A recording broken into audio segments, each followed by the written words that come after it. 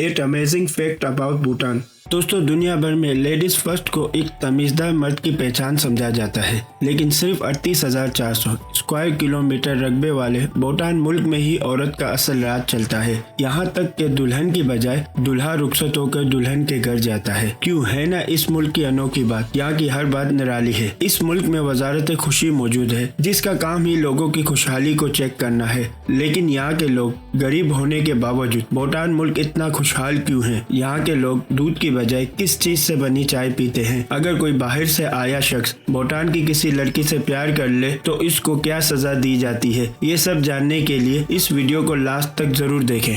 What is Bhutan real name. दोस्तों, eastern Himalaya में China और इंडिया के दरमियान मौजूद इस छोटे से मुल्क भूटान का रियल नेम भूटान नहीं है। यहाँ के लोग अपनी जबान में इस मुल्क को द्रुकयोल कहकर पुकारते हैं, जिसका मतलब है the land of thunder dragon, जो कि यहाँ की तूफानी मौसम की वजह से कहा जाता है। पर अंग्रेजों ने अपनी आसानी के लिए इस मुल्क को भूटान के नाम से मशहूर कर दिया। अगर इसकी हिस्ट्री की बात की जाए तो 7वीं सदी में बुद्धिज्म के फरोग के बाद यहाँ पर बादशाहत का निज़ाम कायम हो गया और चाइना के साथ सरहद होने की वजह से इन दोनों मुल्कों में आपको बुद्धिज्म फैला नजर आएगा। और आपको ये बात जानकर हैरानगी होगी कि ये दुनिया का वाहिद मुल्क है जिसको आज दिन तक किसी मुल्क ने फतेह नहीं किया। Women's rule in the country.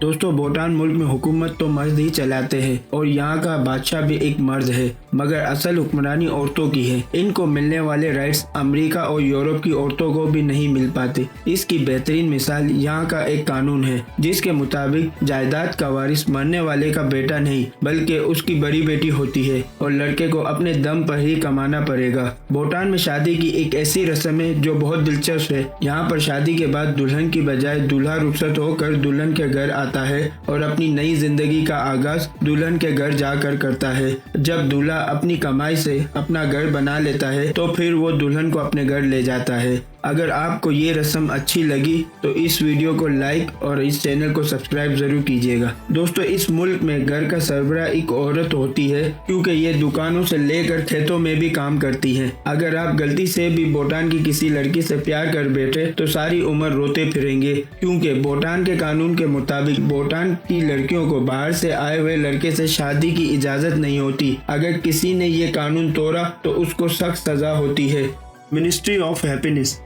दोस्तों, दुनिया भर में तरक्की का पैमाना GDP पर होता है, लेकिन भूटान में मिनिस्ट्री ऑफ हैप्पीनेस यानी कि वजारत खुशी मौजूद है, जिसका काम ही लोगों की खुशहाली को मॉनिटर करना है। क्योंकि ये दुनिया का वाहिद मुल्क है जहाँ पर बड़े बड़े शॉपिंग मॉल नहीं है और ना ही बड़े बड़े शॉपिंग मार्केट्स है। यहाँ तक कि आपको फास्ट फूड भी खाने को नहीं मिलेगा। फिर भी ये एक खुशहाल मुल्क है, क्योंकि यहाँ पर ना तो आपको कोई फकीर मिलेगा और ना ही कोई शख्स आपको बेघर मिलेगा। अगर किसी वजह से कोई शख्स बेघर हो जाता है तो वो सीधा बादशाह के पास चला जाता है और बादशाह उस शख्स को रहने के लिए घर देता है और अपना घर चलाने के लिए जमीन भी देता है, ताकि वो अपने लिए खुद खुराक पैदा करे और अपने जानवरों को भी पाले।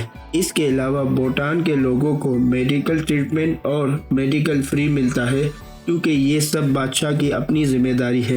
एक सर्वे के मुताबिक यहाँ पर 90% लोग बहुत खुशहाल हैं, लेकिन इनमें से 50% बहुत ज़्यादा हैप्पी है। इसकी बड़ी वजह ये है कि हर अफराद के पास अपना घर है, फ्री इलाज, फ्री एजुकेशन और अनाज पैदा करने के लिए अपनी ज़मीन मौजूद है। Natural foods. भूटान में फसलों को बोने और काटने के लिए किसी किस्म का केमिकल स्प्रे या केमिकल खाद पर पाबंदी है। भूटान कुदरती कास्ट की वजह से दुनिया भर में नेचुरल फूड के लिए बहुत मशहूर है। इसके अलावा भूटान में स्मोकिंग पर भी पाबंदी है और ये इस कदर सख्त है कि इसकी प्रमोशन और काश्तकारी पर भी पाबंदी है। अगर कोई गैर मुल्की अपने साथ सिगरेट ले आए तो इसको बहुत ज्यादा टैक्स अदा करना पड़ेगा और पब्लिक प्लेस पर भी पाबंदी का सामना करना पड़ेगा। और भूटान में प्लास्टिक बैग्स पर भी पाबंदी है और कानून तोड़ने पर सजा का सामना करना पड़ेगा। भूटान में जानवरों के शिकार पर भी पाबंदी है, खास करके भूटान के नेशनल एनिमल पर, जो कि एक गोट यानी कि एक बकरी है। इसका शिकार करने पर आपको उम्र कैद की भी सजा हो सकती है। Land lock of country.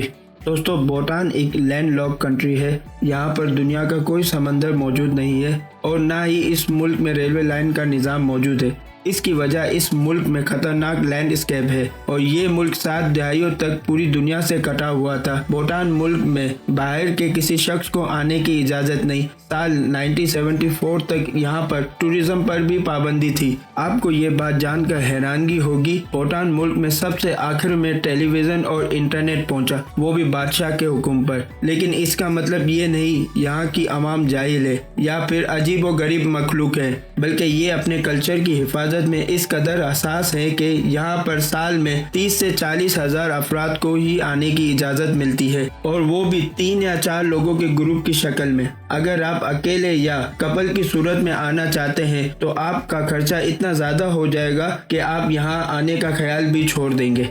World record of trees. दोस्तों, भूटान के लोग अपने कल्चर और नेचर से बहुत प्यार करते हैं। यही वजह है कि भूटान की हुकूमत ने एक कानून बनाया कि भूटान के 50 से 60% हिस्से पर दरख्त होने चाहिए। आज भूटान का 70% हिस्सा जंगलात पर है। 2005 में भूटान के लोगों ने 50,000 दरख्त लगाए और एक वर्ल्ड रिकॉर्ड भी अपने नाम किया। दोस्तों, आपको ये बात जानकर हैरानगी होगी कि जब भी किसी के घर बच्चे की विलादत होती है तो गरीबों में पैसे बांटे जाते हैं और मिठाई तकसीम की जाती है। मगर भूटान के बादशाह के घर जब बेटा पैदा हुआ था तो यहाँ के लोगों ने एक दिन में 1 लाख दरख्त लगाकर खुशी मनाई थी। भूटान दुनिया का वाहिद मुल्क है, यहाँ पर ऑक्सीजन बहुत ज्यादा है और कार्बन डाइऑक्साइड बहुत कम है, जो इंसान की सेहत के लिए बहुत मुफीद है। No traffic signal. दोस्तों, ये बहुत हैरान कुन फैक्ट है कि भूटान के कैपिटल थिम्फू में किसी भी सड़क पर कोई ट्रैफिक सिग्नल मौजूद नहीं है, लेकिन भूटान के किसी भी रोड पर आपको ट्रैफिक सिग्नल नहीं मिलेगा। मगर हर चौक पर एक पुलिस सर्जन जरूर मिलेगा जो अपने हाथ के इशारे से ट्रैफिक को कंट्रोल करता है और किसी शख्स की हिम्मत नहीं होती कि ट्रैफिक रूल तोड़ने की। मगर आपको ये बात बताते चले कि भूटान में सड़कें बहुत कम मिलेंगी और गाड़ियां ना होने के बराबर है, क्योंकि ये एक पहाड़ी इलाका है जहां पर लोग वॉक करते ज्यादा नजर आते हैं। और पूरे भूटान में एक इंटरनेशनल एयरपोर्ट है जिसका नाम पूरा इंटरनेशनल एयरपोर्ट है। ये एयरपोर्ट पहाड़ों के बीच में बनाया गया है। यहाँ पर बहुत एक्सपीरियंस पायलट को ही जहाज चलाने का लाइसेंस दिया जाता है। इसकी वजह यहाँ का खतरनाक मौसम और पहाड़ों के बीच से जहाज को 45 डिग्री मूव करना होता है, जो कि बहुत खतरनाक है। भूटान में सिर्फ दिन के वक्त ही जहाज आते जाते हैं। सुजा एंड इमादैची।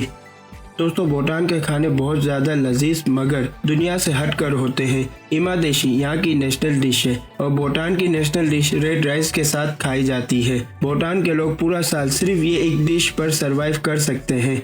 भूटान के हर घर में आपको चिली चीज और रेड राइस काफी मिकदार में मिलेंगे। इन्हें सर्दी के मौसम में इस्तेमाल किया जाता है। इन्हीं चीजों की बिना पर ये मुख्तलिफ खाने तैयार करते हैं। और अगर यहाँ की चाय की बात की जाए तो भूटान की चाय भी दुनिया से बहुत हटकर है। ये अपनी जबान में इस चाय को शुजा कहते हैं। ये चाय योंग के दूध से तैयार की जाती है और ये सर्दी के मौसम को बर्दाश्त करने में बहुत मदद देती है। पूरे भूटान के लोगों की ये चाय बहुत पसंदीदा है। इस चाय को हर उम्र के लोग बहुत शौक से पीते हैं।